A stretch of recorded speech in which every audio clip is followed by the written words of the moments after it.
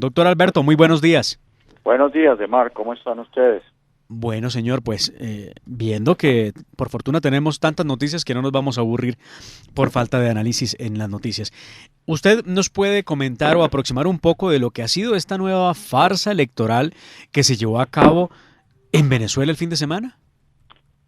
A ver, como usted lo dice, empecemos por decir que para mí esto no es noticia, esto realmente pues se esperaba y es otro capítulo más en la cadena de farsas que el régimen venezolano viene utilizando desde hace más de 20 años.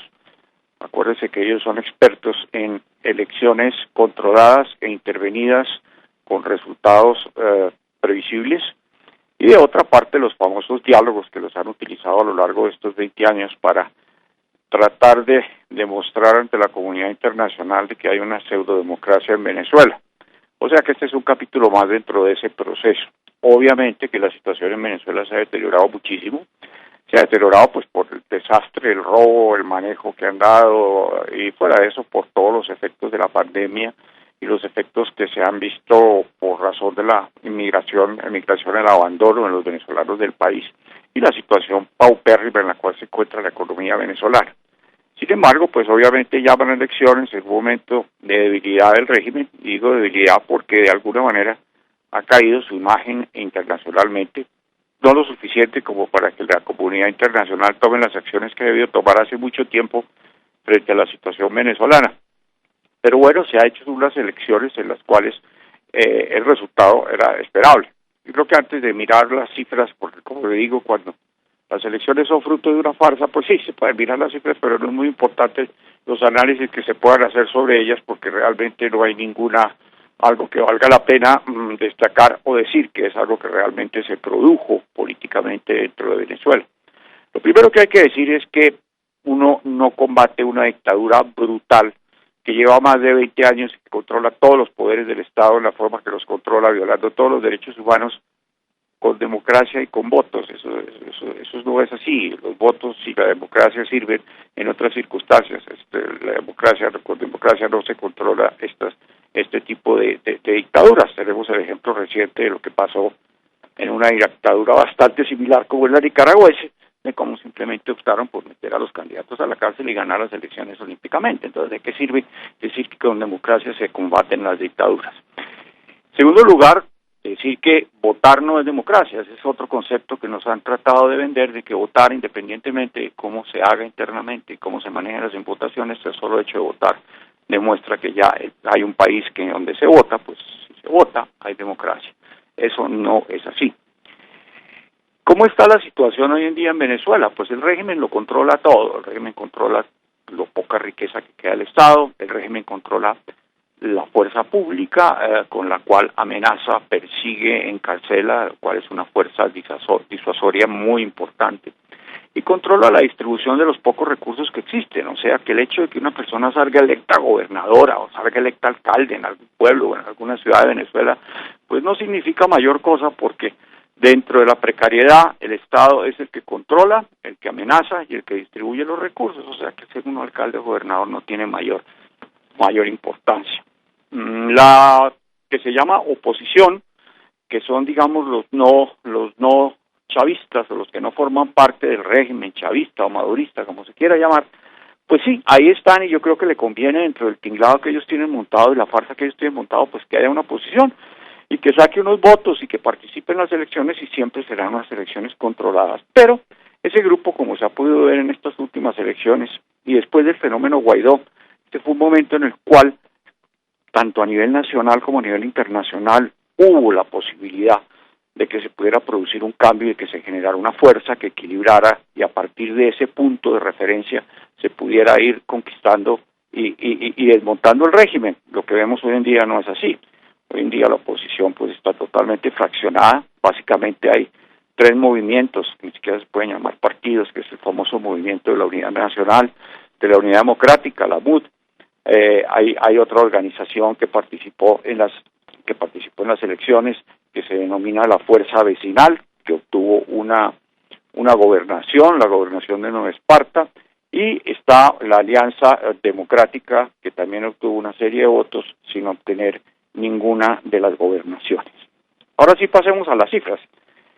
El último boletín, que es el boletín, el último boletín que acaba de expedir el Consejo Nacional Electoral, pues recoge aproximadamente el 99% de la votación. ¿Qué se deriva de ahí? En primer lugar, ¿cuál fue la abstención? La abstención fue cercana al 58%, alrededor del 58%, teniendo en cuenta que los que están en el exterior no votaron. Y aquí no estamos hablando de los que normalmente están en el exterior. Normalmente pues, los países tienen gente que reside en el exterior y vota en el exterior. No, aquí estamos hablando de la gente que ha abandonado el país en los últimos años, que se calcula que puede ser del orden de los 5 millones. Esas personas no votaron. ¿Y quiénes votaron? Pues votaron, según estos porcentajes, el 42% del total del censo electoral.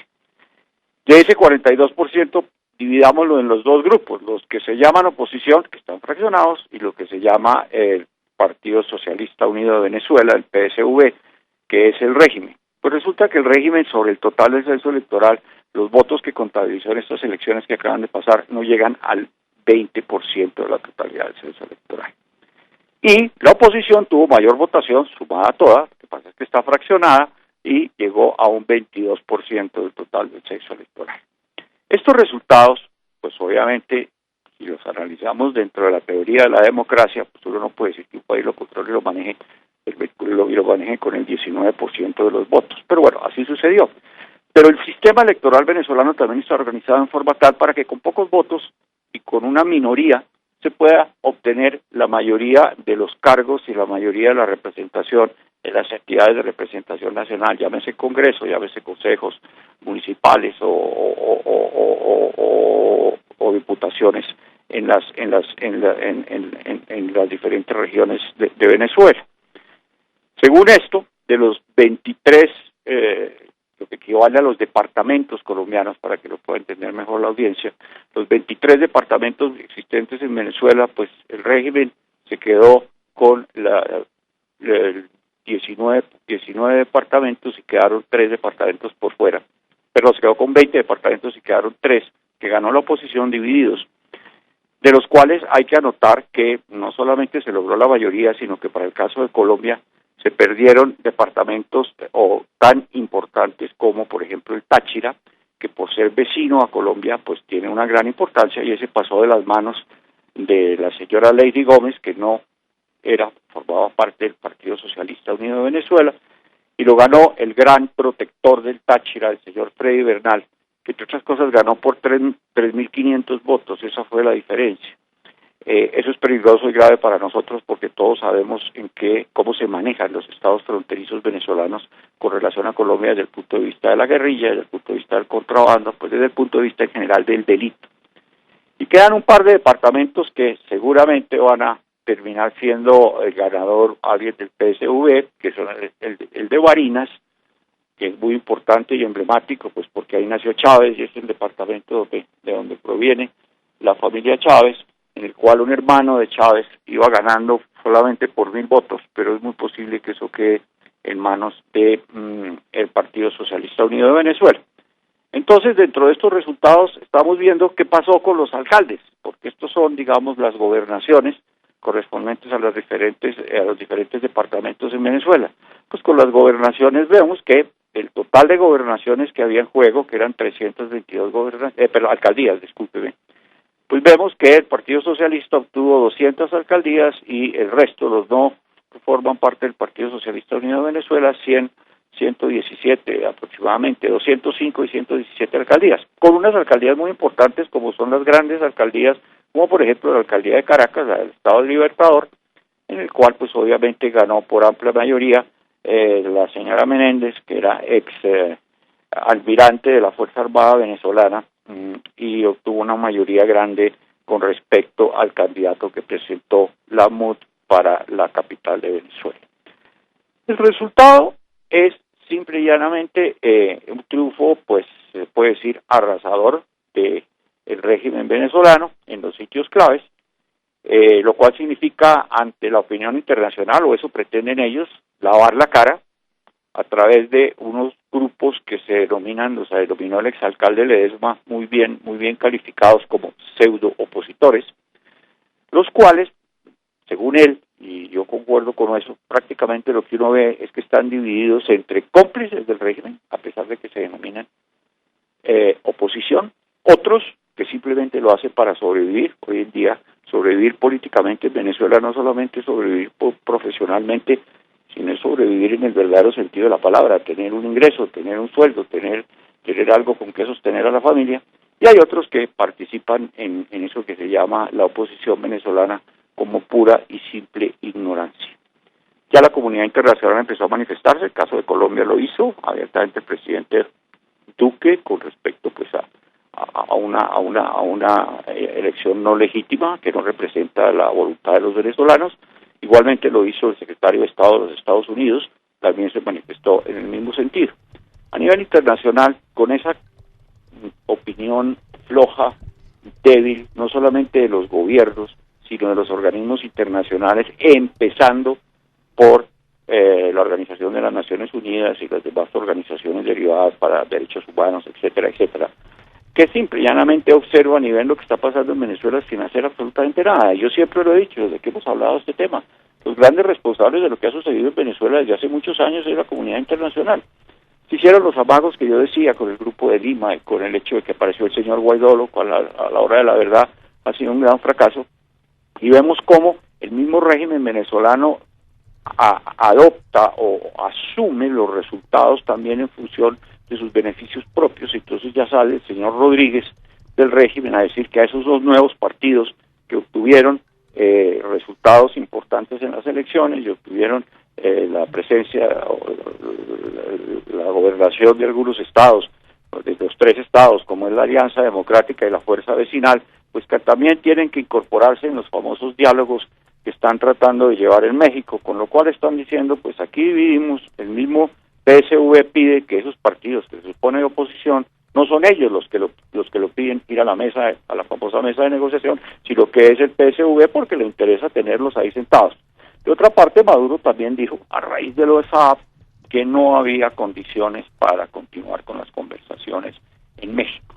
Entonces se hizo la parodia de las conversaciones en México, se suspendieron, después vino la siguiente parodia que son las elecciones, tienen unos resultados en que dicen que en Venezuela hubo democracia, hubo votos, todo el mundo pudo opinar, que ganó el partido de gobierno, y ahí sigue el cuento, hasta que algún día, por alguna fuerza, que no me imagino, no sé si será la fuerza de gravedad, o la destrucción total del país, o que finalmente haya una reacción de los militares, o que finalmente la comunidad internacional tome alguna decisión, pues cambie la situación en Venezuela. Esa es la situación que yo veo en este momento. Pues doctor Alberto Schlesinger, nada que agregar, muy completo su análisis de lo que ha sido esta nueva farsa que ellos llaman disque democrática, porque además le llaman democracia a eso, cuando lo que han hecho es a quedarse con el poder y negociar el poder con algunos que se cree o que venden la idea falsa a la ciudadanía y al mundo entero de que son de oposición, cuando realmente lo que terminamos viéndolos es a todos sentados en la misma mesa, viendo cómo se reparten el país, y pues bien, no se lo repartieron en su integridad, les dieron 3 estados a los que llaman de oposición, pero que como lo ha advertido tantas veces Cindy, seguramente van a mandar allá al comendador, al procurador, al protector. Al protector, porque esto sí es pura institución romana, ¿no? Sí, sí. Al protector y bueno, va a haber nada, porque no va a tener la posibilidad tampoco de gobernar nadie en la independencia, todos se seguirán al yugo de Nicolás Maduro, que se reelegirá las veces que le dé la gana, porque democracia pues no va a haber en Venezuela. Lamentable panorama, pero más que lamentable, creo, doctor Alberto, que nos llama la atención porque aunque muchos no lo crean o muchos sigan dudándolo, allá podemos terminar en cualquier momento. Yo quisiera, si me da un segundo, claro, referirme a otro tema de una entrevista que ustedes hicieron ayer que me pareció muy importante, que fue el representante Ferro, que tiene que ver con relación a un proyecto de ley que ha relacionado con el tema de las vacunas. Yo la verdad es que estoy prácticamente de acuerdo con lo que Ferro ha planteado, es decir, simplemente haría una observación porque se trató mucho el tema de los derechos individuales, y simple y llanamente debemos nosotros recordar que los derechos individuales terminan donde empiezan los derechos individuales de los demás. Y si los derechos individuales de unos pocos que dicen tener el derecho de no vacunarse o de no estar de acuerdo con que se vacune pone en peligro o afecta los derechos de los demás, ese es el límite de los derechos individuales de esas personas. Y yo creo que eso es lo que tenemos que tener muy claro. Me parece que Ferro hizo un análisis muy concreto, muy didáctico. Me parece que el ejemplo que él puso de los famosos cinturones de seguridad es un ejemplo muy didáctico de algo a lo cual nosotros tenemos que llegar y que ya países más avanzados que nosotros están llegando, y es a contemplar la obligatoriedad no solamente de presentar carnets de vacunación cuando se ingresa a los sitios públicos, sino la obligatoriedad de vacunarse, por lo que yo digo, cuando se afectan los derechos de los demás, basados en la defensa de los derechos de una minoría o de unos pocos, o si fuera de uno, pues obviamente eso tiene que tener un límite y debe primar el derecho de los demás. Así de simple. No tenía ganas de conversar eso porque oí muy cuidadosamente la discusión que ustedes tuvieron ayer y quería, gracias, le agradezco que me dé la oportunidad, dar mi opinión al respecto. Pero claro, para eso estamos aquí en La Hora de la Verdad, discutiendo temas esenciales como ese, sobre todo porque creo que hay una delgada línea en cuanto a la obligatoriedad para evitar efectivamente que ocurra una catástrofe con las otras personas. Pero en ningún momento la vacunación impide que nos dé el virus o que inclusive podamos perder la vida por el virus. Minimiza el riesgo, evidentemente, pero no lo evita. Y el hecho de vacunarnos tampoco evita que nuestra familia, que no esté vacunada, no sea portadora del virus o nosotros podamos transmitírselo, que es un poco donde íbamos con el debate.